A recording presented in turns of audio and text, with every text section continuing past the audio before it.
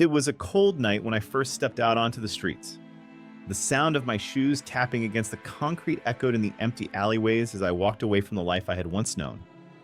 The world felt silent, yet loud, with the weight of everything crashing down on me.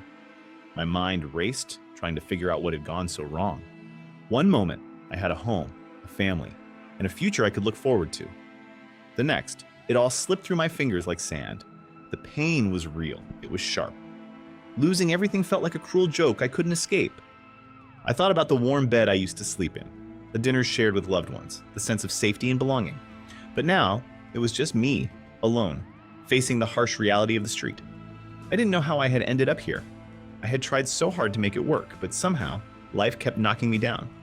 I had lost my job, my savings were gone, and all the people I thought I could count on turned their backs. I was left with nothing but the cold pavement beneath me and a feeling of hopelessness that seemed to swallow me whole. I found a spot under a bridge that night. The cold wind whipped through my clothes, biting my skin, and I pulled my jacket tighter around me. It wasn't much of a shelter, but it was the best I could find. I tried to sleep, but the cold kept me awake, and the noise of the city kept me restless. My stomach growled with hunger, but there was no food to be had. I had never imagined that life could be this empty, this painful. The days that followed were no easier. I learned quickly how harsh the streets could be. People would walk by without a second glance, too busy with their own lives to notice someone like me. I begged for food, for a little bit of kindness, but most of the time, I was ignored. The worst part wasn't the hunger or the cold. It was the feeling of being invisible. Like I didn't matter, like I was just another face in the crowd, forgotten and discarded. There were moments when I felt like giving up. The weight of the world felt too heavy, and I didn't know how much longer I could endure. I asked myself, what's the point? Why should I keep fighting when it feels like I've lost everything? The loneliness was suffocating, and the pain in my chest was constant. I wanted to scream, to shout at the world for being so unfair, but there was no one there to listen. It was just me, alone in the dark, with nothing but my thoughts and the sound of my heartbeat. But then, something changed. It wasn't dramatic, no sudden flash of light or magical moment. It was small, almost imperceptible. One morning, I woke up and realized I was still here. I was still alive. And that in itself, though simple, was enough. I didn't know how to get back to the life I once had, but I knew I couldn't just sit there and wait to be swallowed by the darkness. I had to do something, anything, to start climbing out of this hole. The first step was the hardest. I walked to a shelter, my heart pounding in my chest. The idea of asking for help, of admitting how far I had fallen, was terrifying. But when I stepped inside, I was met with kindness. They didn't judge me for where I had been, for the mistakes I had made. They simply offered me a meal and a place to sleep.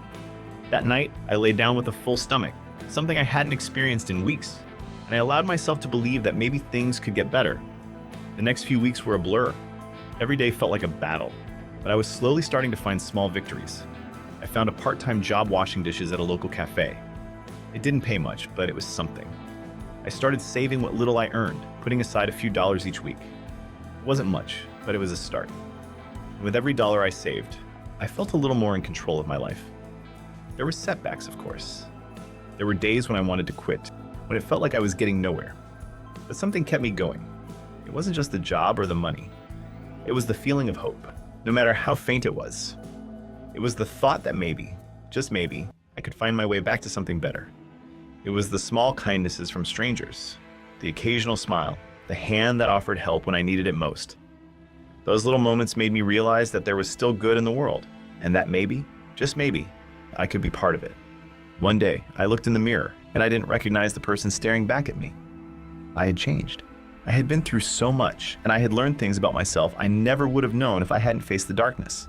I had learned how to survive, how to persevere, how to rebuild. I wasn't the same person I was when I first stepped onto the streets, and that was a victory in itself.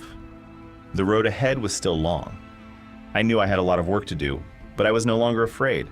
I wasn't ashamed of where I had come from. In fact, it made me stronger. I had learned the value of every small step, every bit of progress, no matter how slow it seemed. I had learned that no matter how hard life gets, there is always a way back. The pain of the streets would never leave me completely, but it no longer defined me. I had found my way back, not to the life I once had, but to a new one where I could build something even better. It's easy to feel like there's no way out when you're stuck in the darkest place. It's easy to think that everything is lost and that there's no point in trying. But the truth is, there is always hope.